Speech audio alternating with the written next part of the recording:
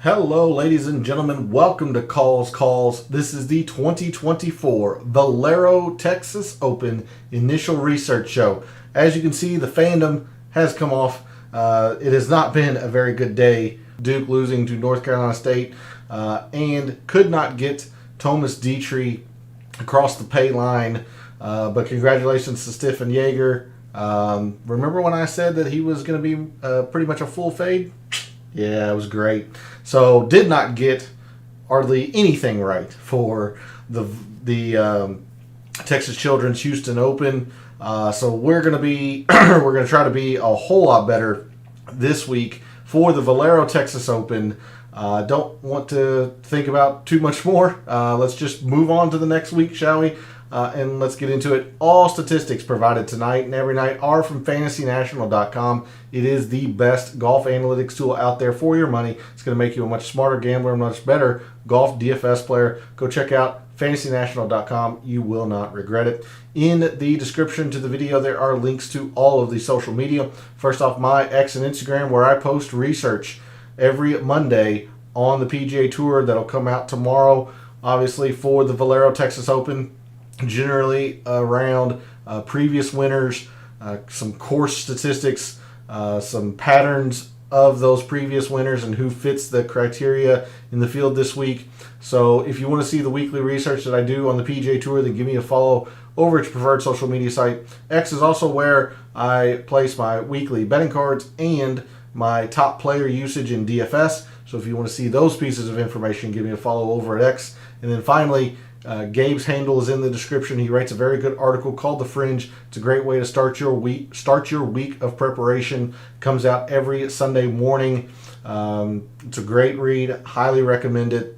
And if you are a subscriber, which is free to do, by the way, you're going to be able to join us in his Substack chat every Wednesday night as we continue the DFS talk over there after calls.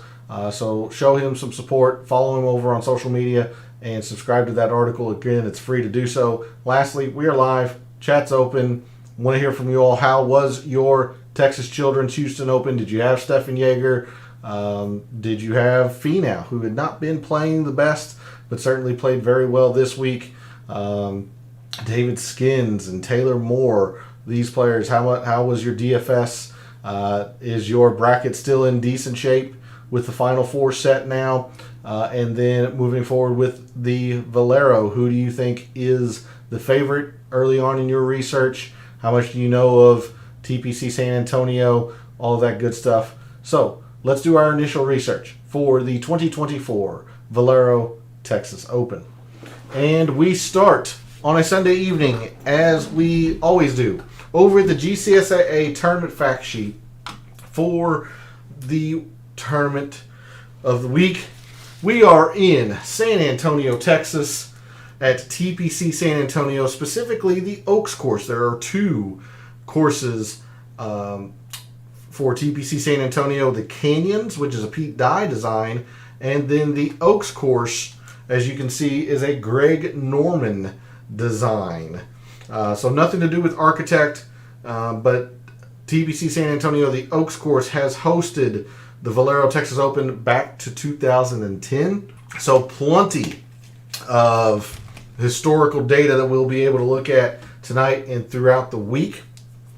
TPC San Antonio, the Oaks course, it's a par 72, measures 7,438 yards. Another very long course, although not as long as Memorial Park, since this was roughly the yardage for Memorial Park, and it is a par 70, so not necessarily as will play as long, but still in terms of raw yardage, about the same length of course.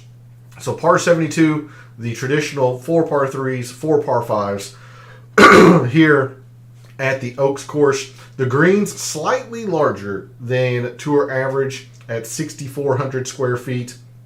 Plenty of fairway, not a whole lot of rough. You can see there's just the same amount of rough as there is fairway.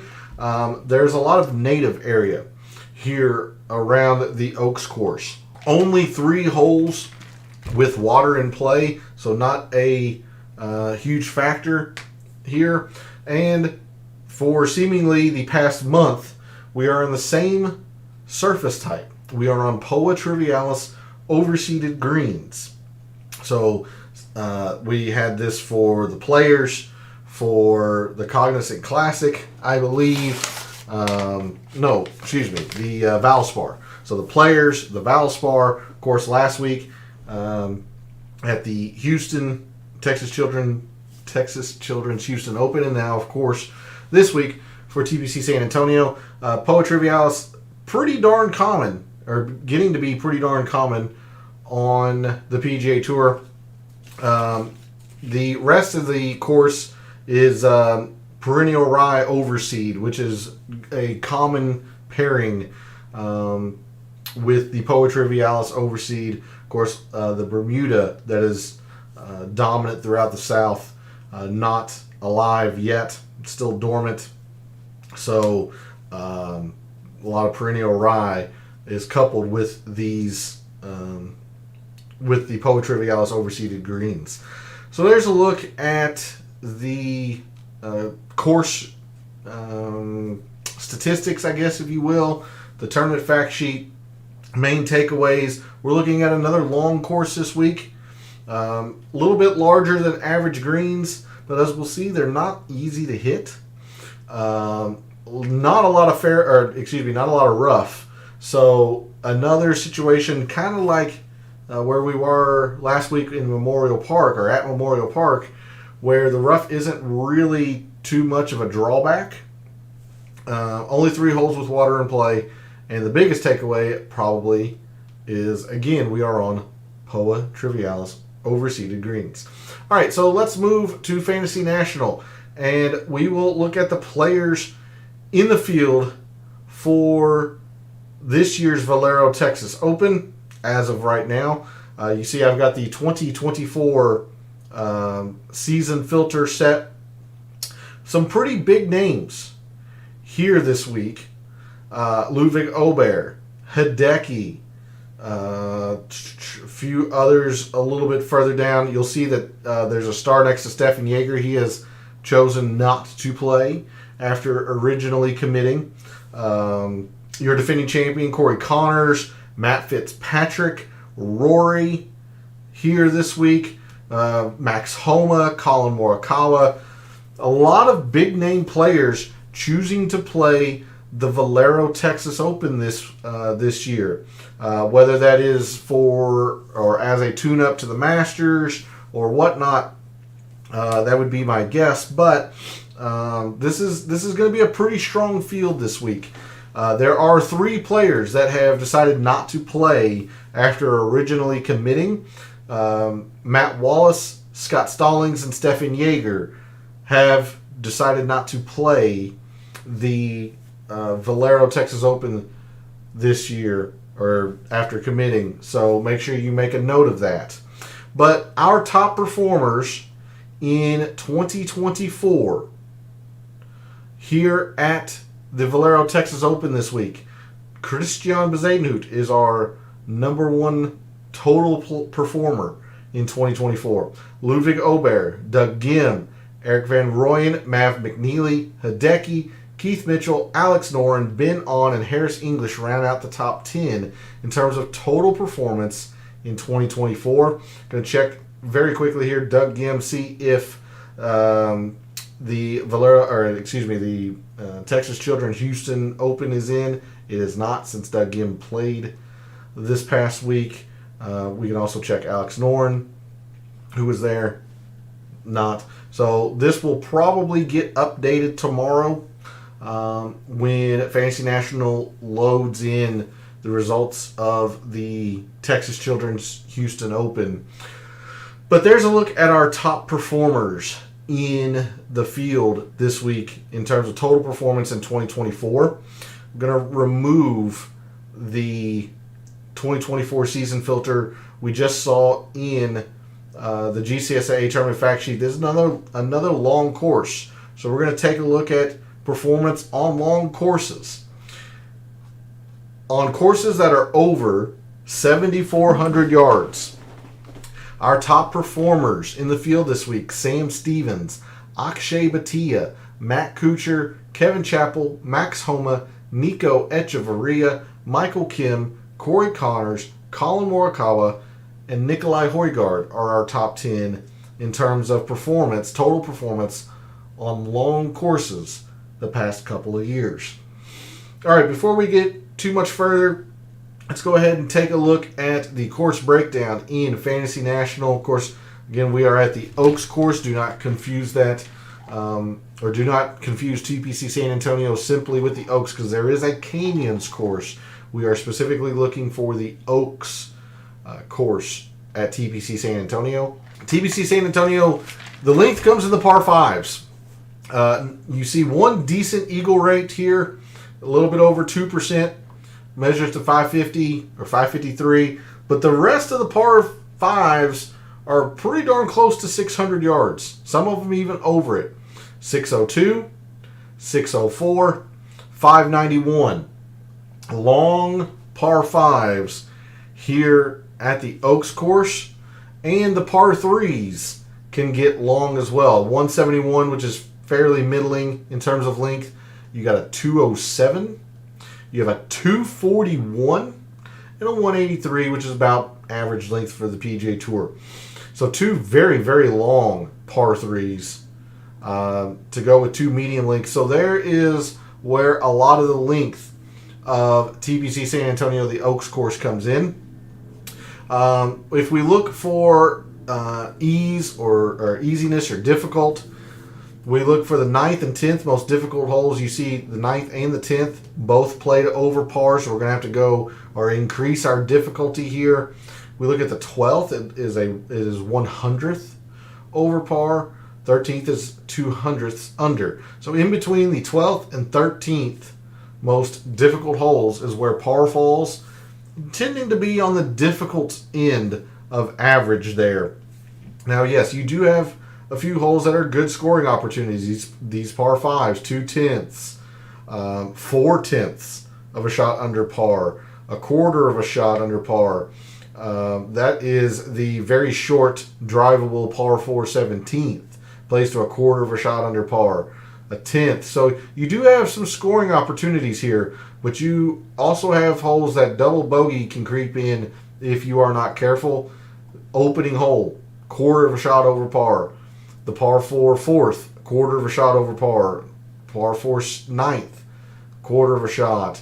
1500ths, 1500ths. So several big numbers can creep onto your scorecard if you are not playing well at the Oaks course. Moving to strokes gained by shot type, mainly a ball striking course here, as the off the tee is outweighing the around the green by a slight margin. The approach is slightly outweighing the putting, which lends itself to being a slightly ball striking course for the top 10s.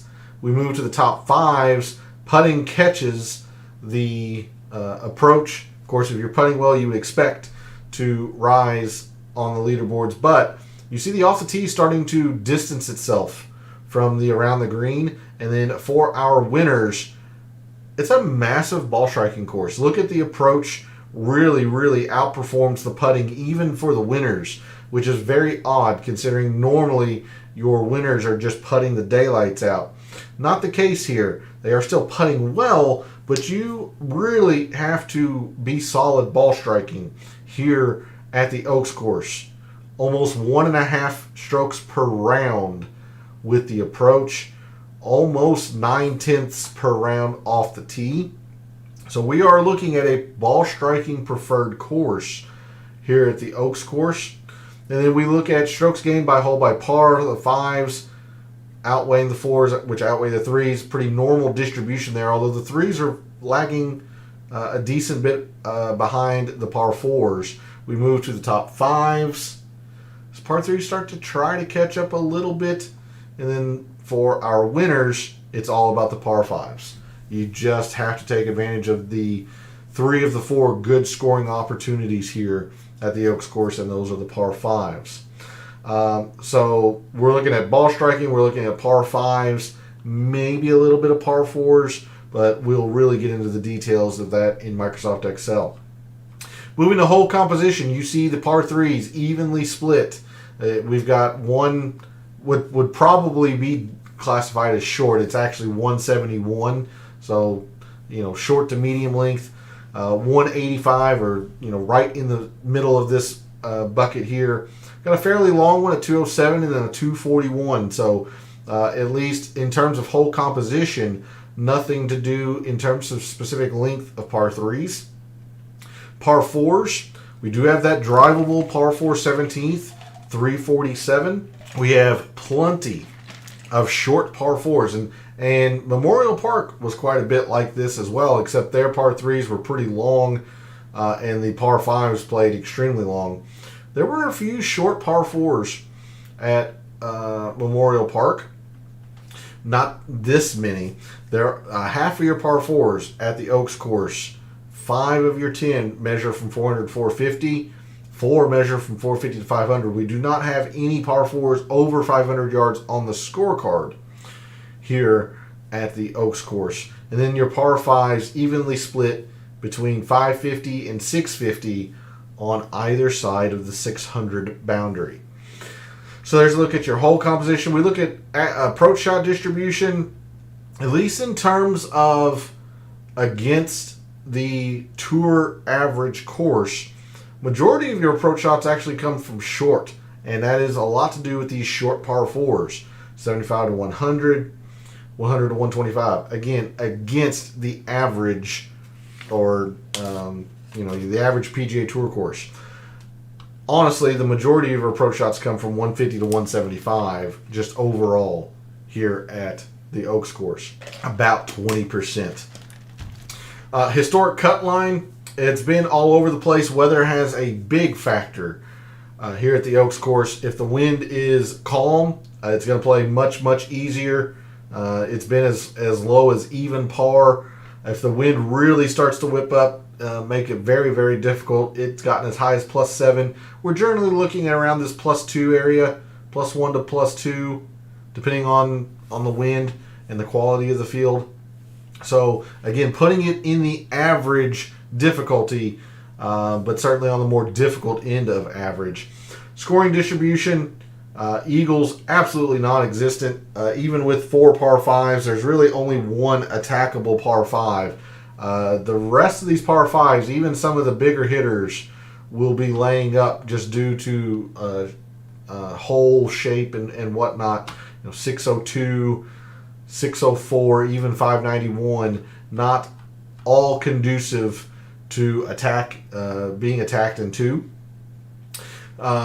Fair amount of birdies, a decent amount of bogeys, and there are some doubles around the Oaks course. So more scores over par than under par. You see driving accuracy less here than the average tour event. It's to be expected, honestly. The rough is not difficult to play out of. They keep it fairly short at around 2 or 2.5 inches in length. The players are not too necessarily concerned with going in the rough. They're mainly trying to avoid bunkers that are in the landing zones and the native area if they're extremely wayward. So not terribly concerned with accuracy. What is surprising, even though this is a long course and it plays slightly difficult, you would expect the greens to be a little bit difficult to hit, but the greens are larger than the average tour event, so you might think that would compensate a little bit. It doesn't. This is one of the hardest courses to hit the green in regulation. These greens are tiered.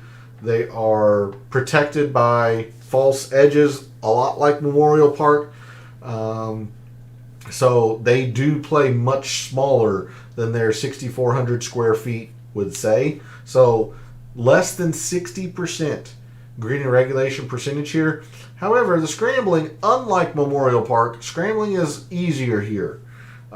Slightly easier than the average tour event, but much easier than what we saw at Memorial Park. So scrambling, not the biggest deal or biggest deals in terms of difficulty, but greens are very difficult to hit here. 3 putts, about average tour event. Distance, quite a bit longer. 286 versus 283 and a third or so. So a decent amount of distance compared to the average tour event. And then proximity, much further away. 30.5 feet here versus 29 feet at the average tour event. So there's a look at the Oaks course from a scorecard and graphical view. Before we move back to the players in the field this week, let's take a quick look at the historic conditions. You see the last 2 years has played to average every single round, which is what you should probably expect from the Oaks course. Green speeds are also kept fairly slow, technically average, but they're kept slower than what you might think because the wind can really, really play havoc here. And if the wind really, really picks up, they have to treat this a lot like those Caribbean-style events and Hawaiian events that are exposed to the elements. They can't have fast greens or players won't be able to keep their ball at rest. So they keep the greens pretty darn slow here. Rough length has been listed as average the past couple of years. You see further back it was short. But mainly you'll get more difficult rounds than easy. With that said, 2019, you got a very easy tournament because the wind was down all 4 rounds. Listed as moderate, but pretty calm by Texas standards. So it's gotten a little bit more difficult over the years, but generally you should probably expect about an average difficulty tournament. So with that, we looked at on long courses. Let's remove that filter. We don't know anything about the wind yet. We'll start looking at that tomorrow. So instead, let's go back into this 2024 season, and we'll take a look at a few of these strokes gained metrics.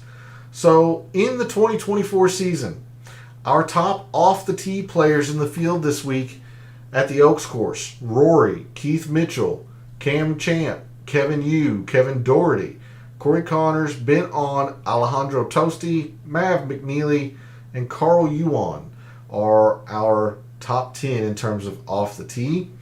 We definitely cannot overlook approach. We saw that it was the main shot type here at the Oaks course. Our top approach players in the field this week: Corey Connors, your defending champion, also a 2-time champion here.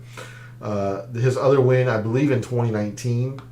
Ryan Moore, Keith Mitchell, Joel Damon, Andrew Novak, Christian Bezadenhout, Parker Cootie, Davis Thompson, Lucas Glover, and Austin Eckroat are our top 10 in terms of approach players in the field this week.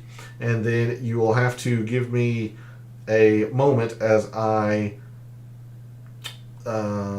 look for all of the courses that are POA Trivialis overseed. So we are looking at Harbortown. I should know these by heart now, considering it's been the same for the past month.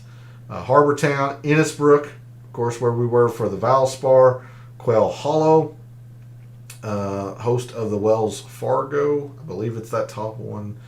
We have the Stadium course, which is the Amex, TPC San Antonio,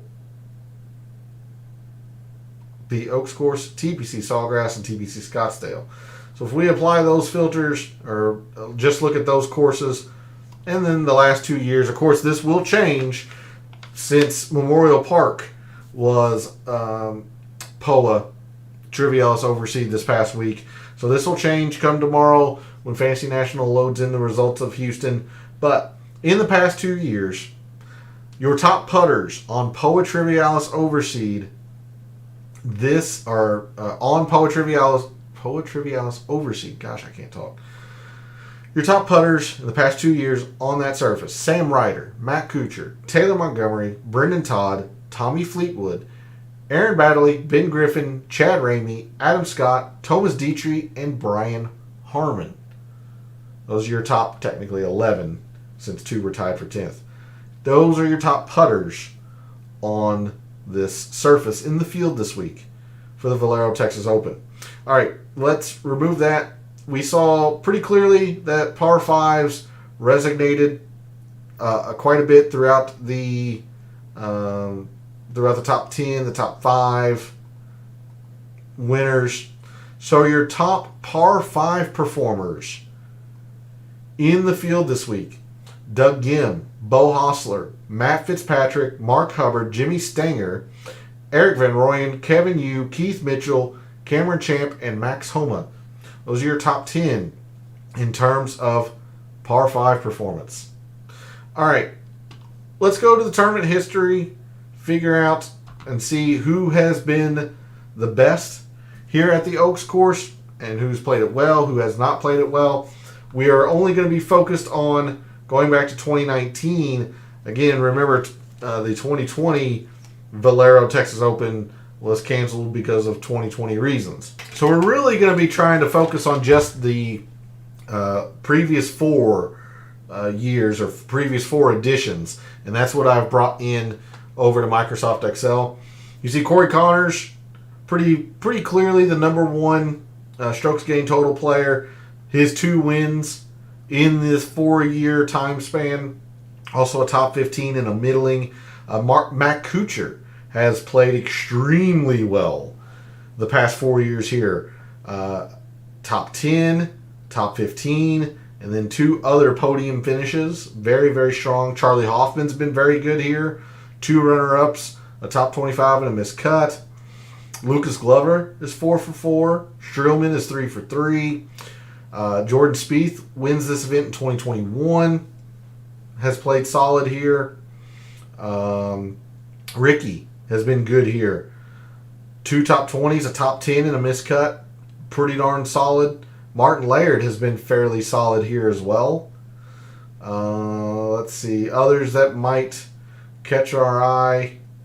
Scott Stallings, who's not in the field, of course. I don't know why I didn't bring the star over. Bo Hostler, Texas native. Kind of makes a little bit of sense. He has a top 5 and 3 other middling to clunker finishes. Ben Martin, 3 for 3. Lonto Griffin, 3 for 3. So there's a look at the players who have played it multiple times and played it generally pretty darn well. The other end of the spectrum, players who have not played the Oaks course well. Justin Lauer, 1 for 2, but a really poor made cut. Same with Michael Kim. Tyler Duncan's 2 for 4. Henrik Norlander's 2 for 3, but clearly very, very poor in terms of the strokes gained total. Bronson Burgoon 0 for 2. Austin Cook 0 for 4. Smalley 0 for 2. Brim 0 for 2. Luke Donald 2 for 4. Barjan 0 for 2. Eckroat 0 for 2. Jaeger 0 for 2, who's not in, of course. So there's a look at some of the players who have not played the Oaks course well the past 4 years or so. So with that, it's going to be a little bit of a shorter show, but as I did last week, let's go ahead and just go straight to the early look file. We're not going to compare the Oaks course to the average full field course. Let's just go ahead and jump straight into the early look file. Take a look at some of the players that have played extremely well here.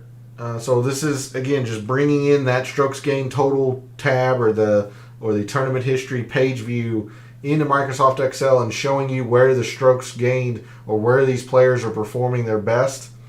Let's go ahead and remove anybody who has only played it once. Just kind of wanting to look at players who have played this multiple years, what they've been doing well here. So, interestingly, right off the bat, very, very high concentration of strokes gained approach here. I mean, 6.7s and 5s, 2.5 and a 3. I mean, a very, very, very high concentration of approach here for our top performers.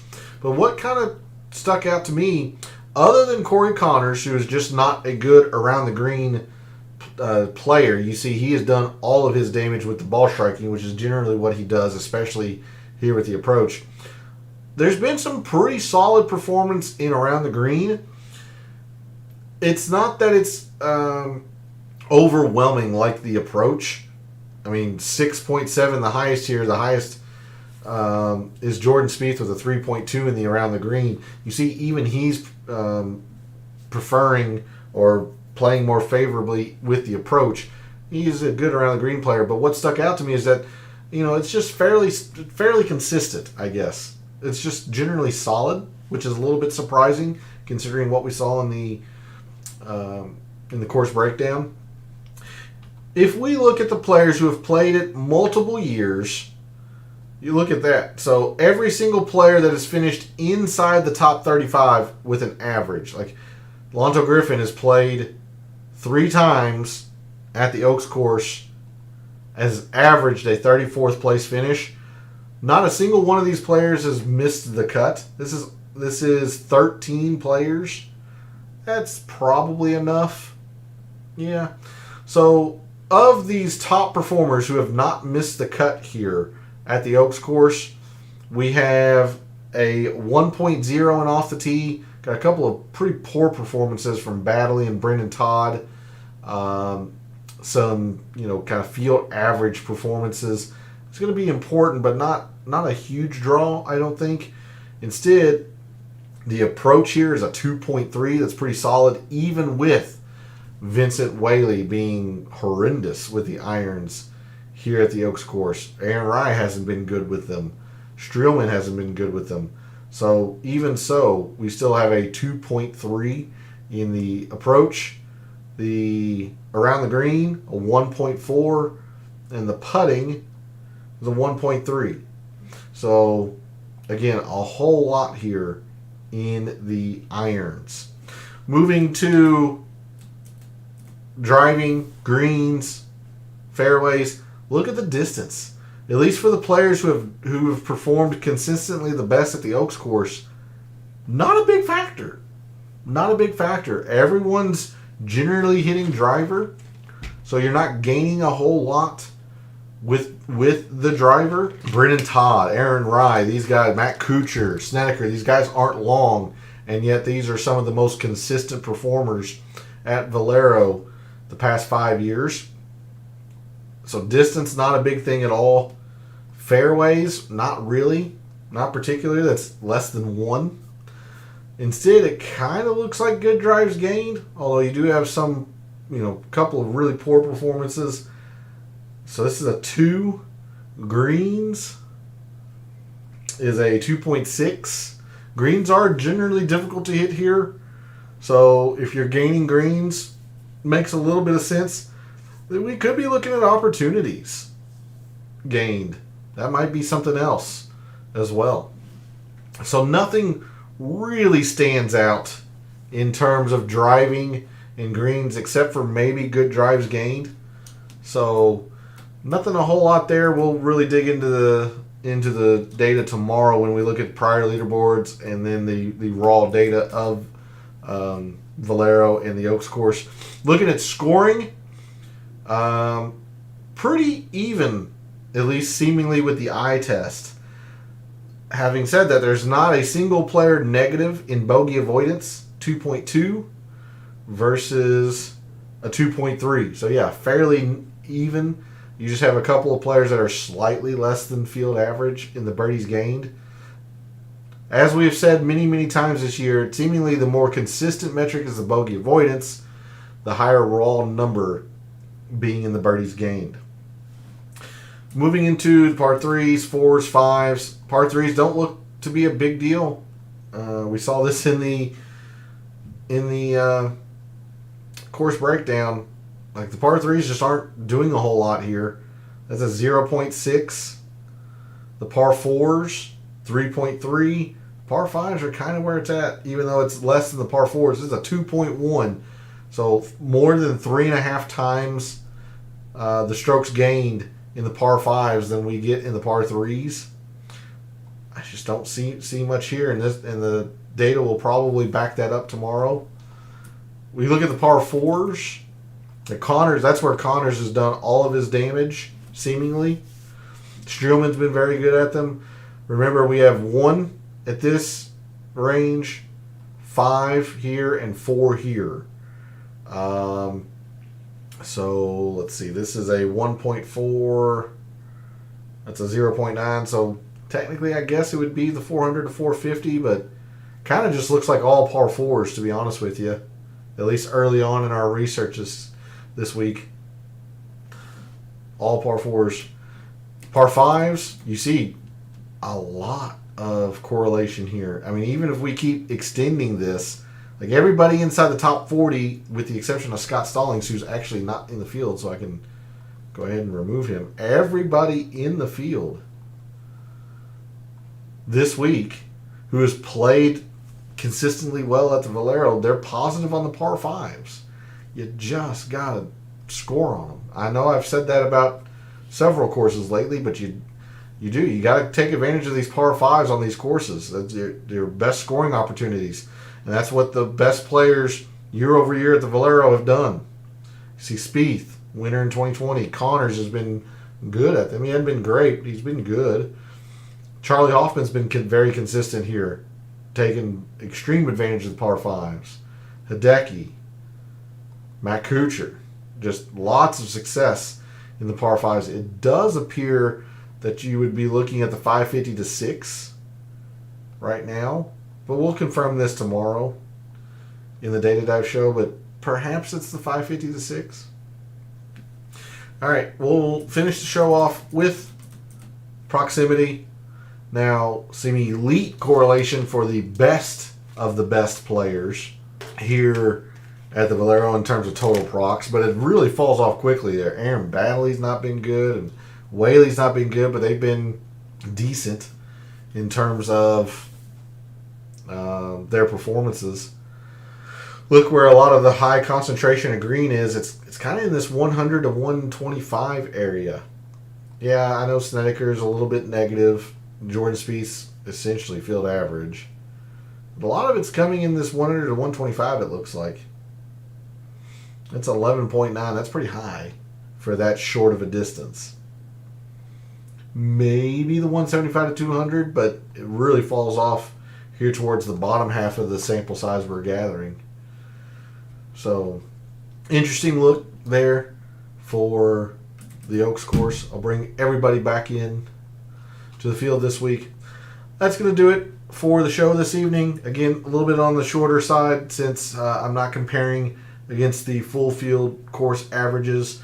If you would like to see that, reach out to me. I feel, I'd be more than happy to give you some of that information, or if you think that adds a whole lot to your analysis, I can think about bringing it back in, but I didn't receive a lot of feedback last week saying that it was missed or that I should continue on this way. So again, I ask that let me know your feedback if you like seeing a course compared against the average full field course. But that's going to do it for the show. Thanks to everyone who tunes in, watches, listens, and supports the channel by liking the videos, commenting, and subscribing. Helps me out when you all do that. I certainly appreciate it. Hopefully your Houston Open went much better than mine, and that you had a very, very blessed Easter. So for all of the wagers that you made this past week at the Houston Open, for all of the DFS contests that you played this past week for the Houston Open, and until I see you tomorrow night for the Data Dive show, may all your bets be profitable. Happy Easter.